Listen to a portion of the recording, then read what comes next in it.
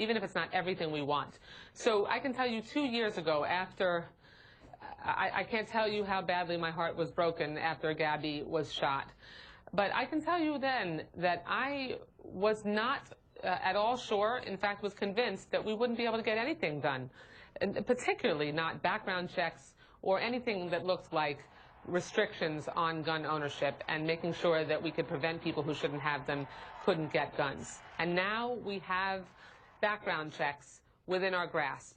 We just need a few Republican senators to use their head, to embrace common sense, and to embrace the 90% of Americans and moms and dads across the country who drop their kids off at school every morning, so that they can know comfortably that it is much less likely in America that a bad person can't get a gun.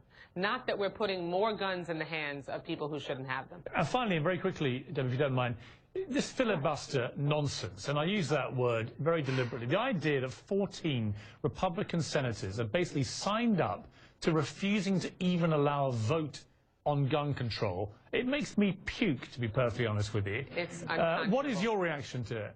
It's disgusting, it's unconscionable, and it shows how cowardly they are.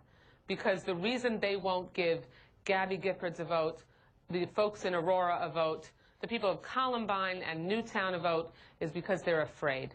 Because they don't want to face the 90% of Americans who support making sure we can close those loopholes and prevent bad people from getting guns. They don't want to stand up to the NRA. They don't have the nerve, and they only care about their own ability to get reelected and their political power. They don't care about protecting people in America from people who would do them harm with a gun. It is utter political and moral cowardice. Anyway, David Wasserman Schultz, thank you. Immoral. Thank you very much for joining me. Thank you. Coming next.